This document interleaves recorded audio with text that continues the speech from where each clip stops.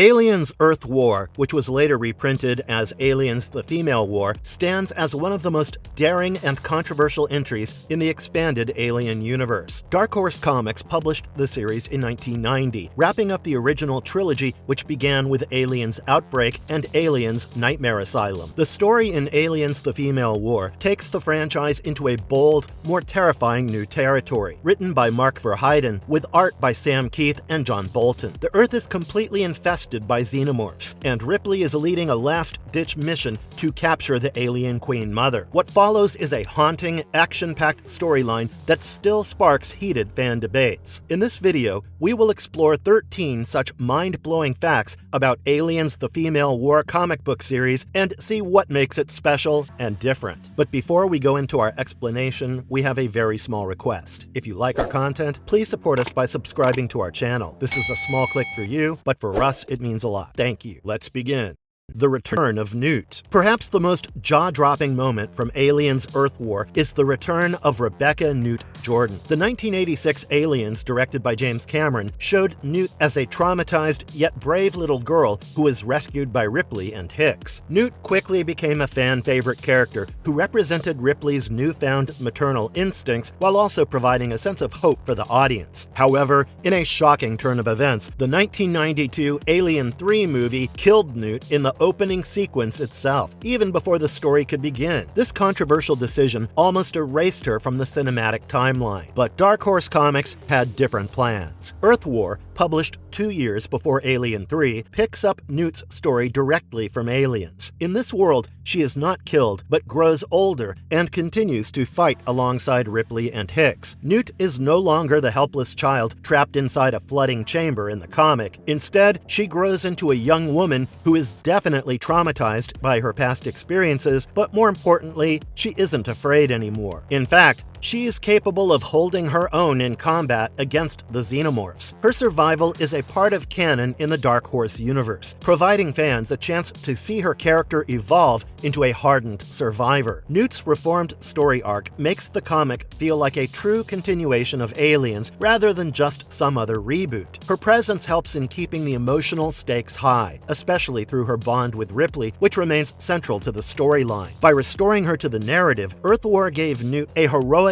role with more depth, something which fans were desperately looking for after Alien 3. Earth War is beloved precisely because it gives Newt the survival arc that the films denied her.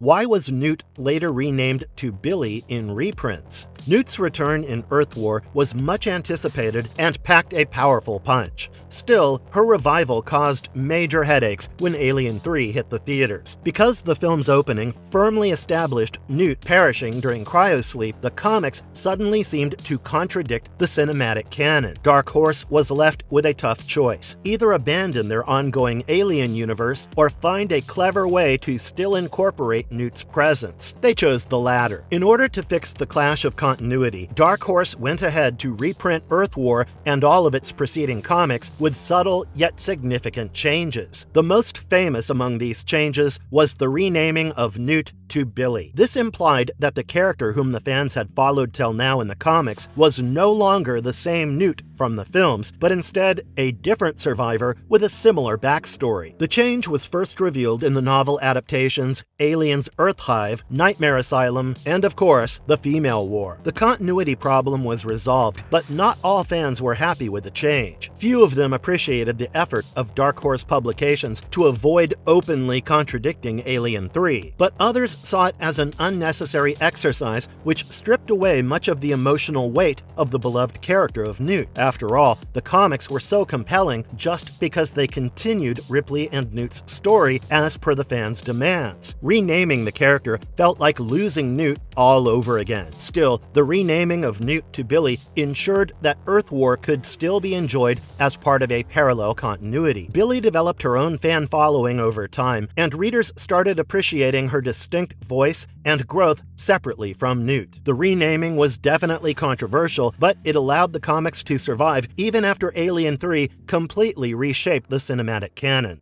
another reappearance, and another renaming. Newt was not the only one to survive and later be renamed in the Dark Horse timeline. Another beloved character, Corporal Dwayne Hicks, had also survived and had become one of the central heroes of Earth War. In Aliens, Hicks had proven himself to be calm, resourceful, and capable of leading when others crumbled under pressure. His quiet dynamics with Ripley and his protective attitude toward Newt made him an absolute favorite. But much like Newt, Hicks too met an unexpected death at the beginning of Alien 3. The move infuriated fans much like Newt's death, but Hicks was still there in the comics, where he continued to grow as a battle-hardened Marine. At the time of Earth War, he had already become a seasoned warrior, having survived the horrors of Outbreak and Nightmare Asylum. Hicks plays a vital role in developing strategy and providing a grounded military perspective in humanity's push against the xenomorph infestation. But just like Newt, Hicks's presence also started creating continuity problems after the end of the events in Alien 3. To resolve this, Dark Horse chose the same method of rebranding as they did with Newt. Hicks was renamed Wilkes in reprints and subsequent novels. And much like Billy, Wilkes also established himself in the expanded universe, appearing in several crossover stories and spin-off novels. However, this renaming didn't exactly erase the emotional impact of Hicks's journey in the original continuity. In fact, Earth War is still so cherished because it presents a potential world where Hicks managed to live beyond LV-426. His partnership with Ripley provides the backbone for the desperate mission. And while the films ended his role prematurely, the comics gave him the full arc that he deserved, elevating Hicks, rebranded as Wilkes, into one of the central heroes of Dark Horse's alternate Alien timeline.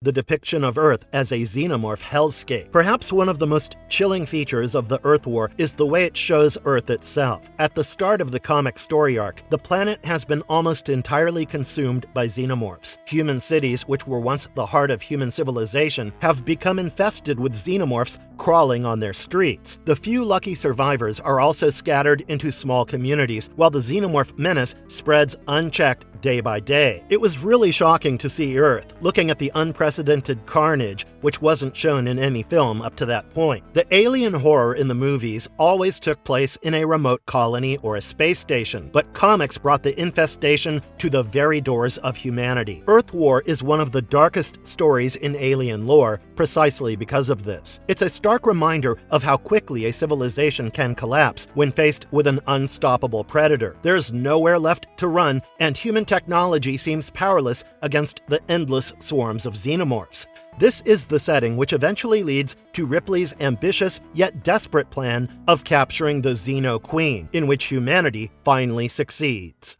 The insane mission, capturing the alien queen. Given the precarious situation of the planet due to the xenomorph infestation, Earth War arguably features one of the most audacious central missions in all alien lore. Humans attempting to capture the alien queen. No one before this had ever imagined capturing the alien queen mother from the xenomorph homeworld and transporting her back to Earth. Ripley knew that xenomorphs have a unique biology. Their hive is guided by the queen mother, who exerts psychic control over her species. And by capturing her and bringing her to Earth, Ripley believes they can lure the scattered swarms of xenomorphs into a single location. The plan is to destroy them all in one concentrated strike, eliminating the need of countless smaller battles which inflicted losses on humans. Planet Earth was already lost anyway. It was nearly consumed by alien infestation, with entire cities lying in ruins. With no other options left, Ripley proposes this move, showing humanity's sheer desperation at this stage. But still, it was a seemingly impossible task of stealing the Queen Mother from her hive. How will it be executed? The plan is brilliant for sure, but it's also terrifying. Transporting a live alien queen, that too from her home planet, seemed like a suicide mission. There's always the risk of her escaping or overwhelming the crew. Having run out of all conventional options, humanity still chooses to go on the mission. Even after facing endless xenomorph hordes, tough terrains, and battling their own doubts, the human team still somehow manages to capture the Queen Mother, setting the stage for the climax of the trilogy. This particular storyline is loved by fans simply because it takes the alien mythos to the grandest scale. Instead of showing just a single colony or spaceship as the battlefield, it involves an entire planet as the battleground. The attempt to capture the very heart of the alien species is rare in the franchise's mythology. With this single act, Earth War remained not just a survival story, but became a war story.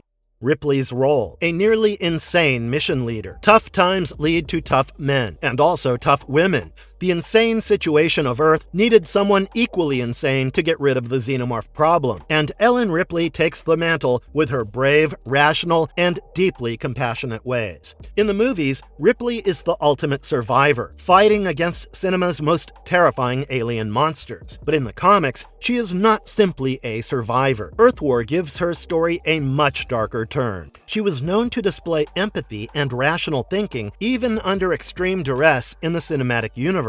She risked everything to save Newt in Aliens and confronted the alien queen not out of hatred, but out of maternal instinct and the need to protect. In Earth War, Ripley is a commander who is leading humanity's most desperate mission till date, guiding Hicks, Newt, and their allies on a mission to capture the alien Queen Mother. But what about her own mental state? Repeated encounters with the xenomorphs and the constant cycle of loss has traumatized her to the extent that cracks in her composure are now visible. She is still a natural leader, but almost on the edge of insanity, being consumed by obsession. Her mission to capture the alien Queen Mother is not only a tactical decision anymore, but also becomes a personal vendetta. She wants to see the aliens destroyed at all costs, even if it means sacrificing herself and her team in the process. This obsessive and darker version of Ripley makes her a more complex figure in the comic universe. Given her obsession, sometimes even her teammates can't tell whether Ripley can be fully trusted or not. Despite these concerns, Ripley's role as leader cements the story's emotional weight. Her never-say-never attitude, even in the face of insurmountable odds, is the stuff of legends. In fact, the darker and more obsessed Ripley than in the films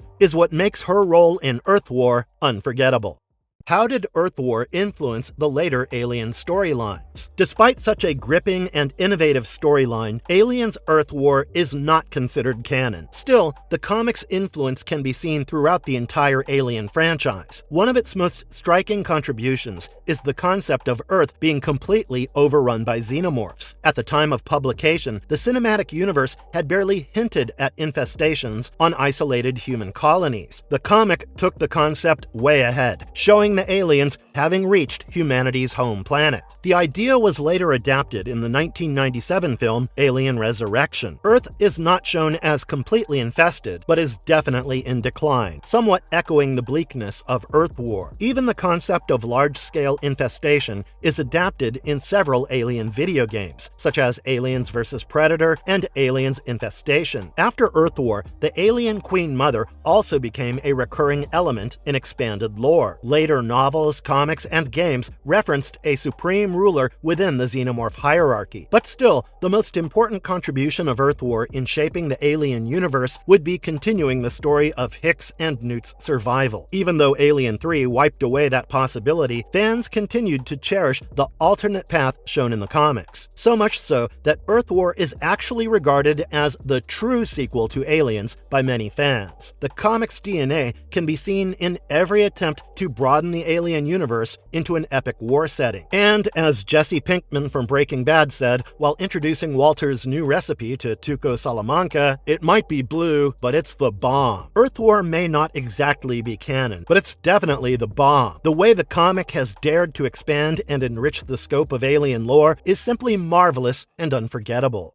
But what exactly is its canon status? Perhaps no other Alien story sparks as much debate about canon privileges as Earth War. The major reason for this controversy stems from timing. When Dark Horse published Earth War, Alien 3 hadn't been released. Fans were already liking the idea of Ripley, Hicks, and Newt's continued journey. For 2 years, till the time Alien 3 was released in 1992, the storyline provided by Earth War had already been established as the official lore in the the minds of many fans. But Alien 3 abruptly killed Hicks and Newt and also set Ripley on a new grim path. This storyline directly contradicted the comics. As we told you earlier, Dark Horse reprinted Earth War and its predecessors with renamed characters of Billy and Wilkes. Ripley stayed the same, but even she was changed into an android double in the novel adaptations. The resulting confusion left fans divided. For some people, the reprints were a clever workaround, creating an alternate timeline, but others felt betrayed, believing that the renaming stripped away the emotional heart of the stories provided by Hicks and Newt. The debate continues till this day. Some fans reject the canon arguments altogether, insisting that Earth War represents the true sequel to Aliens and provides a better conclusion than Alien 3. But the counter-argument states that only films could be counted as canon, and comics could be enjoyable but are just non-binding side stories. Now, whether or not you might consider Alien Earth as canon will depend on which side of fandom you stand. However, it's also true that the non-canon status of the comic hasn't erased its influence or its fan base. On the contrary, Earth War lives on as an alternate universe story, providing a what-if scenario which dares to give Ripley, Hicks, and Newt the fitting conclusion many viewers wish the films had delivered.